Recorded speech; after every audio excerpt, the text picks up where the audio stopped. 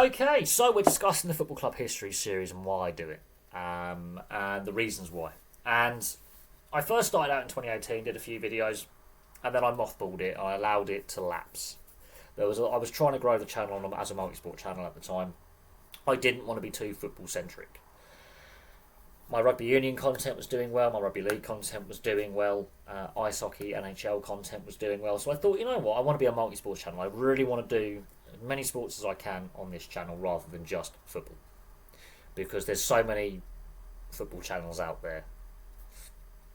They're all basically generically the same. But a lot happened between 2018 and 2022. That 4-year spell, a lot happened. We had a pandemic. We had the European Super League.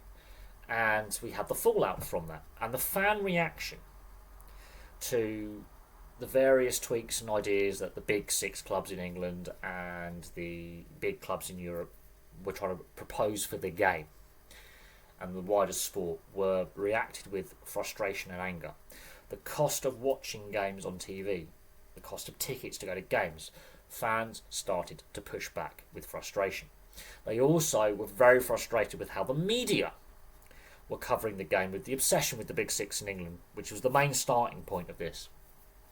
So I went back and decided, you know what, I'm going to look at the foundation of the Football League in 1888 and the foundation of the Football Alliance in 1889. We're going to go back to the late 1880s, to the birth of the professional game.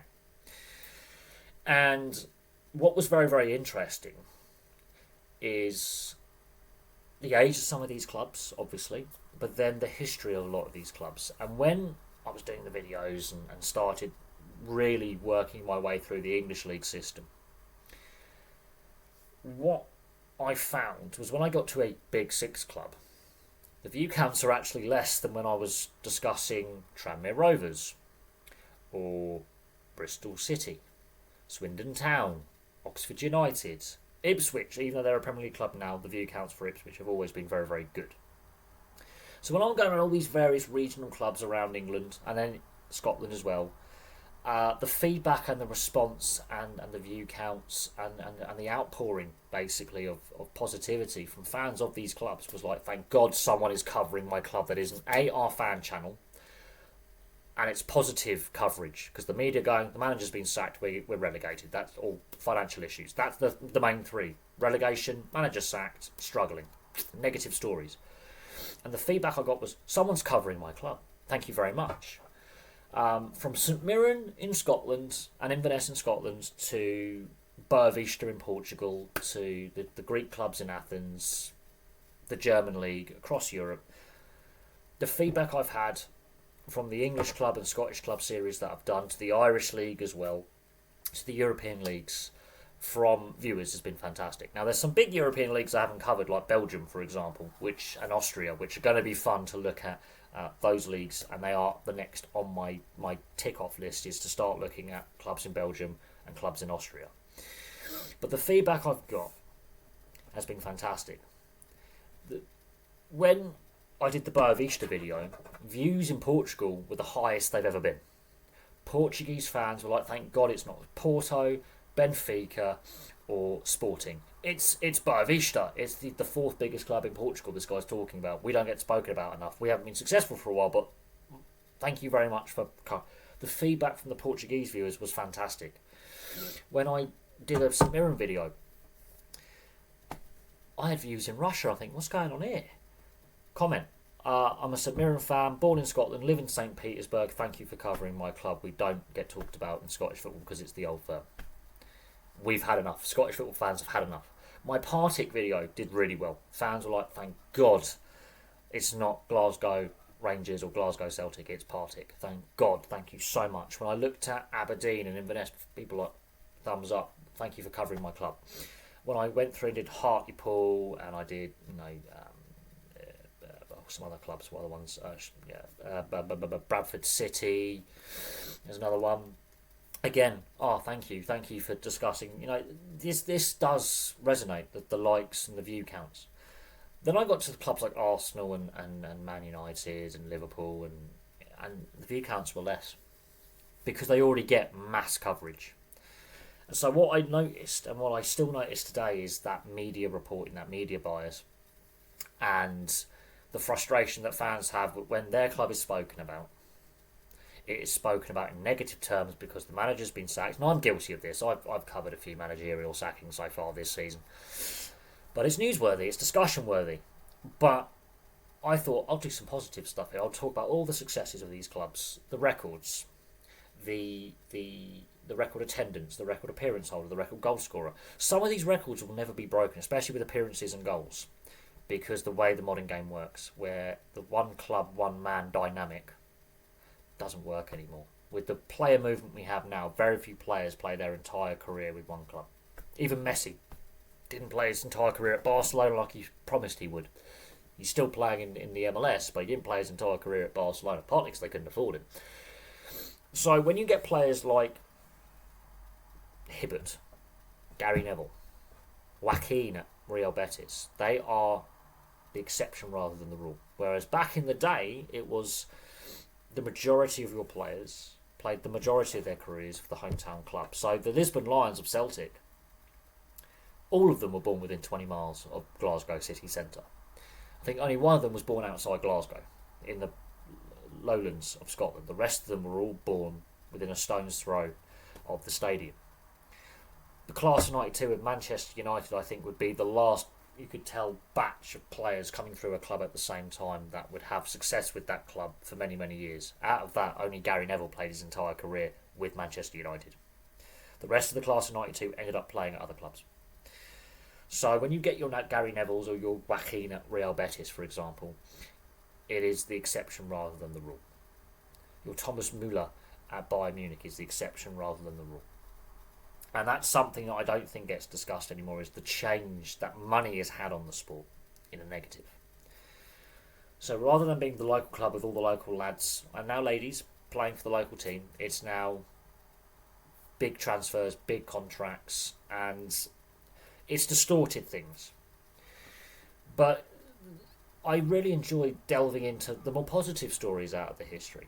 And yeah, there were some negatives that come out of these videos as well, like the clubs that have had financial issues, struggles, administrations, points deductions, they've dropped down leagues, they've had some tough times. And I always say at the end of each video, well, can next season be better? Will they eventually get back to the top? Can they get back to the top? Are they trending? I try and leave each club history video on a positive. Can they continue to be successful? Will they win more trophies? Will they bounce back up? Can they continue? Will they fight for promotion next season? I always try and leave the club history videos on a positive note because a lot of these clubs have gone through tough times.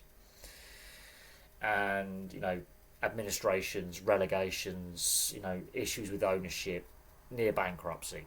And it's not just in English and Scottish football, it's Swiss footballs, Italian football, Spanish football. And you've got to go, there are problems. And the media doesn't help with the fueling of this big six in England and the big clubs in Europe, because when you go to the North American market, and this is the final part I want to end on, they're learning the game. The majority of football fans or soccer fans in North America are learning the game. They are learning about our history of the sport, the club culture, the promotion relegation aspect, and a lot of them are really stunned that clubs were successful in the 60s and 70s that are struggling now, or clubs were successful in the early days and are struggling now. They are stunned that, there is more to life than the Premier League and La Liga and the Champions League. There's a whole ecosystem and league system across the world which started in England that ballooned across the world. And their eyes are being opened. And it is from a point of ignorance in a good way, because they're willing. What I found is the North American fans are actually willing to learn. The North Americans get this stereotype that from the US and parts of Canada, they're thick, they're fat, they're lazy, and they're ignorant. But what I've learned is the North American fan base is willing to learn, willing to buy in, and willing to absorb the information and understand that the sporting culture is different.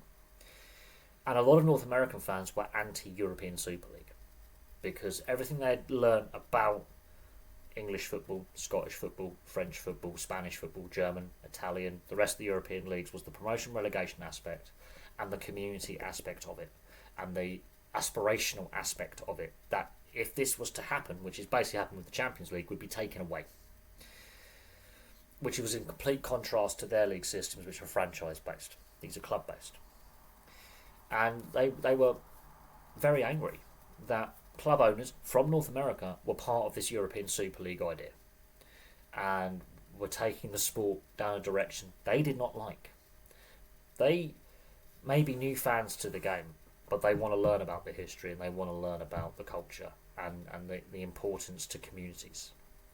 So I thought I would leave it on that positive note that the North American fans actually want to buy into the European style of promotion, relegation, community clubs, foundation clubs, and aspirational aspect that we have with our football. So there we go. That's the reasons why I do the Football Club History series. It's been a great series to do, and there will be more clubs on my to-do list in the future. And I always love doing the lesser-known clubs, or those clubs from the lower divisions, or that have not been as successful recently, because they actually have fan bases. They have fans. They don't get the coverage they deserve. And yes, I will still cover managerial sackings and appointments and transfers and administrations and all the unfortunate negative stories that we have. But at the same time, some of these clubs do deserve recognition. Some of these clubs do deserve acknowledgement. And their fans, feel let down by the mainstream media because the only time they get mentioned is negatives. Very few feel-good stories of a long cut run. We don't get enough of them anymore. The magic has been washed out of the FA Cup because we've lost replays, fixture congestion.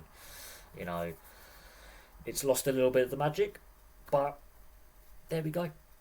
I do think the sport is at a crossroads and a key crossroads, and the decisions taken in the next couple of years could determine the future of the beautiful game. It's the same with the greatest game of all. Rugby league is going through a crisis at the moment, in my opinion, and the thug sport played by gentlemen rugby union as well, is going through a transitional period. Three of my favourite sports are going through some tough times with administration and finances and direction that they're taking. But hopefully, sensible heads prevail. Anyway, that's enough from me for now. Thank you very much for watching. I really appreciate all the support you've given over many, many years of doing this series. And I'll have some more content for you guys very, very soon.